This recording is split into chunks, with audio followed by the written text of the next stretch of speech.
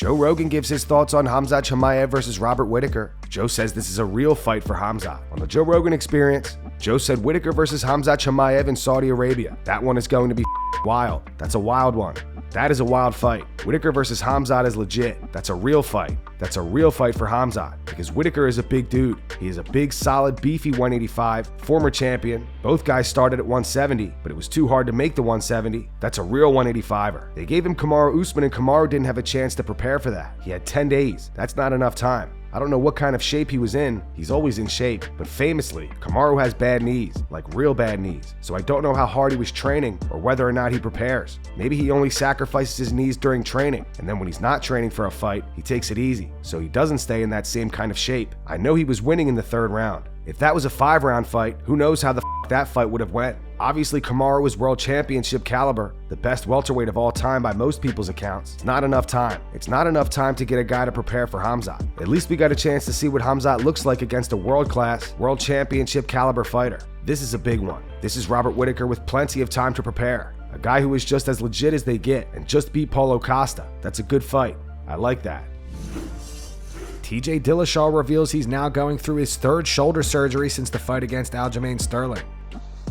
What is up? Enjoying a Saturday, doing some kayaking and some fishing while I got the use of 2 arms before I have to go into the knife again.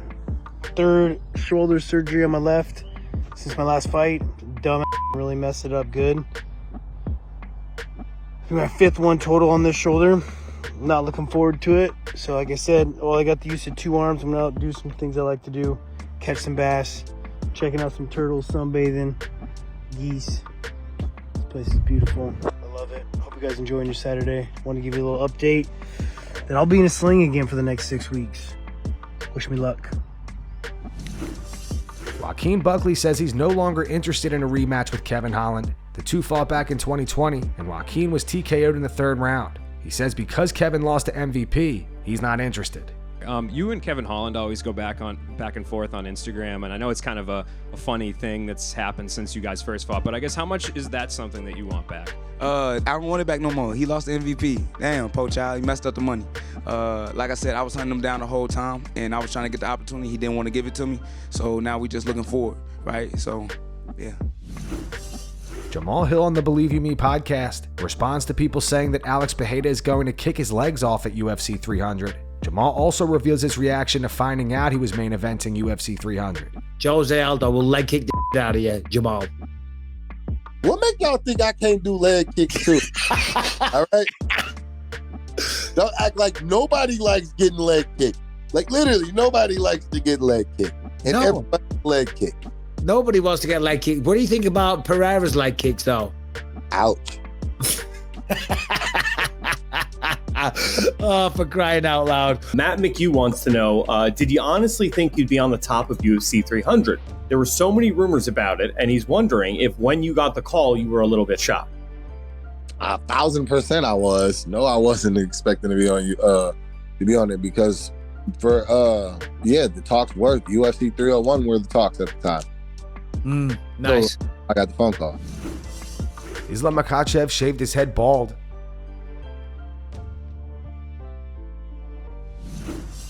Kamaru Usman reveals to George St. Pierre that he was Johnny Hendricks' main sparring partner during his fight camp. When you fought Johnny Hendricks, I was brought in. I was his main sparring partner at one point. He's been tapped this whole time. And I was brought in to mimic you, so I watched you a lot going in to help Johnny Hendricks. I thought I looked better than George. I was doing George better than George. I'm throwing the Superman low kick. I'm throwing all these things out. I'm shooting on him. I'm trying to take him down because I knew you would try to take him down. It didn't matter what his credentials were. Johnny Hendricks is a champ, but I knew you would try to take him down. So I've been studying you for a while. So I did study you before I got into there. Joaquin Buckley responds to people saying that his fight against Vicente Luque looked rigged over the weekend. Joaquin posted this to his Instagram. He wrote, "I got a confession. Keep in mind today's April Fool's Day." What's up, y'all? Y'all already know who it is. Listen, it's something that's been on my mind. Something I feel like I got to get off my chest. Obviously, you guys know that I had one of the biggest fights of my career this weekend in Atlantic City. A beautiful win. But it's something that I saw and something that I heard that I feel like I gotta confess to the world. So here it is.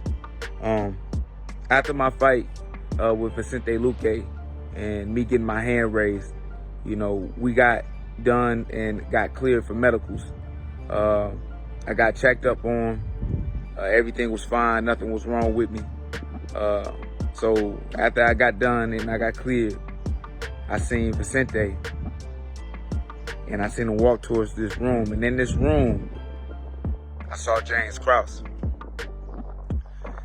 I couldn't hear the initial conversation, but I seen James Krause hand Vicente Luque a ticket.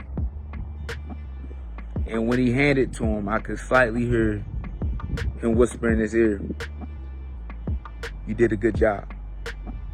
Now, I don't know what that means. I don't know what that ticket was, but it's really been messing with me, y'all. So that's my confession, bro. That's what I saw. Y'all take it for what it is. Chris Weidman had some advice for Conor McGregor regarding his UFC comeback. As you guys know, McGregor and Weidman suffered similar leg injuries. Speaking to MMAfighting.com, Weidman said, "I know he watched my fight. I think he probably learned a lot watching my fight. Some of the red flags on what to be prepared for whoever he fights, and also maybe you're not going to be able to throw the kicks back as much as you want. Or now, be prepared that could be something you have to deal with. So really train on kicking back, because you want that to be second nature when you're in there. For me, I thought I was good with that, but I wasn't. I would have really worked at it more and realized there is a psychological effect when you break your leg in half like that. So you need to really get that habit back strong and focus on that. I don't really think I need to say much. He should just watch my last fight and learn from that." Dustin Poirier teases that he has a fight booked. Dustin posted this to his Instagram earlier, and the caption he wrote looks like it's back to work.